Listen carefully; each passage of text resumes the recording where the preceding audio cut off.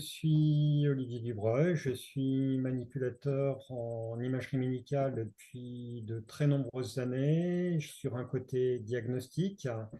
J'ai fait essentiellement de l'imagerie dans des centres privés. Ça fait bientôt 35 ans, voire même un petit peu plus que je travaille. J'ai toujours été dans le secteur privé parce que ma carrière s'est déroulée comme ça.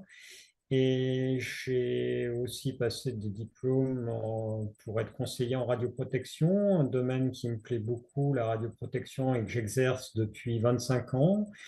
J'ai aussi fait des formations nombreuses en qualité, et c'est pour ça que j'ai donné suite à des annonces proposées par le CNP pour auditer les centres d'imagerie.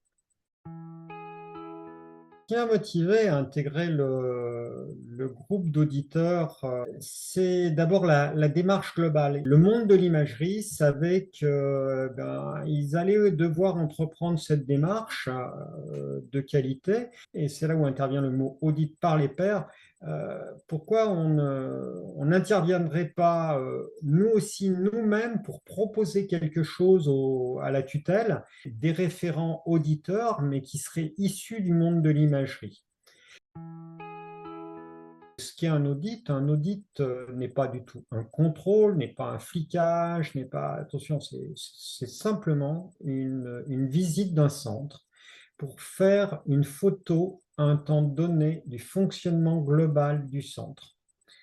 Et pourquoi c'est intéressant? Parce que c'est fait par des professionnels qui, eux aussi, travaillent dans d'autres centres, qu'ils soient publics, qu'ils soient privés, qu'ils soient sur de scanners, de l'IRM, de l'échographie exclusive. Ce n'est pas le problème, mais ils ont déjà l'habitude du fonctionnement d'un centre. Et donc, ça permet déjà d'être ouvert, de comprendre ce qui se passe. Je pense que parmi les atouts, on ne va pas dire les compétences, on va surtout dire le savoir-faire, le savoir-être que doit avoir le manipulateur qui s'investit en tant qu'auditeur, c'est bien sûr d'être ouvert. Parce que le but, ce ne va pas être de comparer le fonctionnement du site qu'il va auditer avec le fonctionnement du site dans lequel il travaille, mais c'est de dire, tiens, ils font comme ça, est-ce on respecte des règles de qualité éditées, mais c'est aussi intéressant parce que ça permet de se dire, tiens, ils font comme ça, ah oui, c'est des choses qu'on n'avait pas envisagées, mais d'un point de vue, c'est qualitatif. Voilà.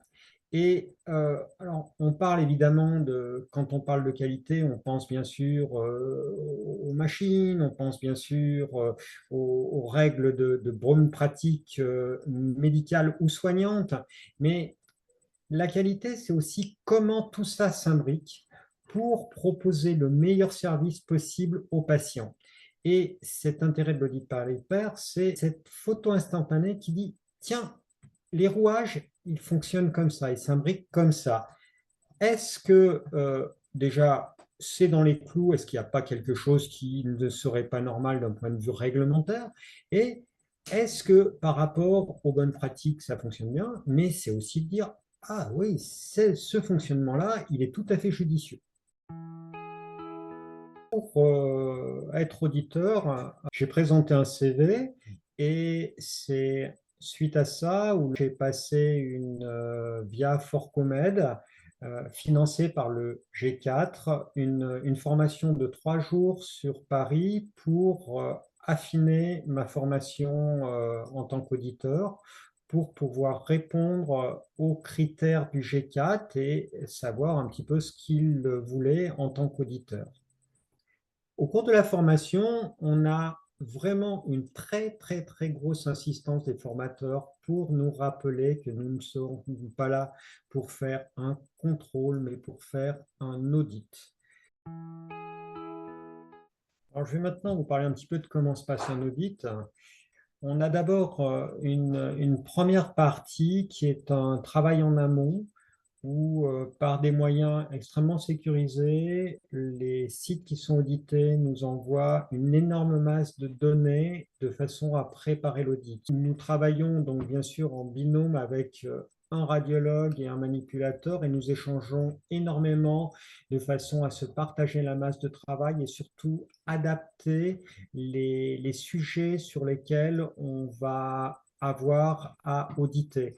Pour exemple, un radiologue va avoir des dossiers de patients, des comptes rendus d'examen à auditer. C'est bien évidemment un travail médical, ce n'est pas le manipulateur radio qui va s'occuper de ça.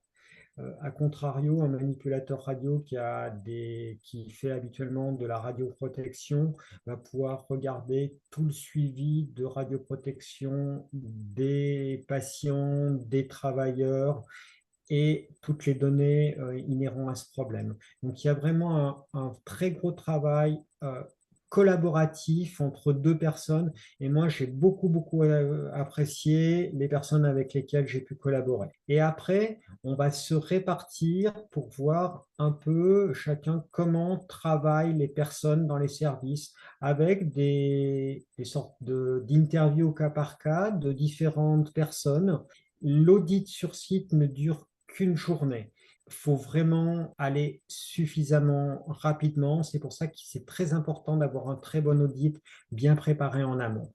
Et après l'audit, nous avons un compte rendu que l'on remet au G4 et le G4 va lui tenir compte de ce compte rendu pour faire son retour au site audité. Il y a tous les types de centres. C'est moitié-moitié centre public, centre privé, des sites hyper spécialisés. J'ai vu des sites qui ne faisaient que de l'IRM, bien sûr situés dans des grandes villes parce que c'était des centres hyper spécialisés. J'ai vu passer des grands CHU avec multimodalité. Des petits cabinets de ville avec uniquement de l'échographie et de la radio conventionnelle. C'est vraiment multiple. À l'heure actuelle, sur le fonctionnement même des audits, il faut voir que tous les sites qui sont audités sont des sites volontaires. À terme, ces audits par les pairs seront des audits qui seront répandus sur tous les sites de France. Entre le moment où j'ai démarré ma carrière et maintenant, le nombre de modalités qui peuvent être pratiquées par les manipulateurs a explosé. Les compétences, responsabilités, à mon avis, ont augmenté avec le respect des lois et le respect des protocoles, mais ont augmenté. Et ce qu'il ne faut pas faire, c'est s'enfermer pendant toute une carrière sur une seule modalité. Je pense que c'est une grosse chance d'avoir cette possibilité de dire, en bout d'un certain nombre d'années, ah, je suis peut-être un petit peu pantouflard, c'est bien ce que je fais, j'y arrive super bien, mais c'est bien de rebattre les cartes et d'avoir un métier où on peut faire autre chose. Et je le vois à travers les sites audités, je me dis, mais l'imagerie médicale, c'est un univers à lui tout seul. Ce n'est pas juste faire une radio de poumon ou un scanner thoracique ou une IRM cérébrale. Euh, les trois sont intéressants. Voilà.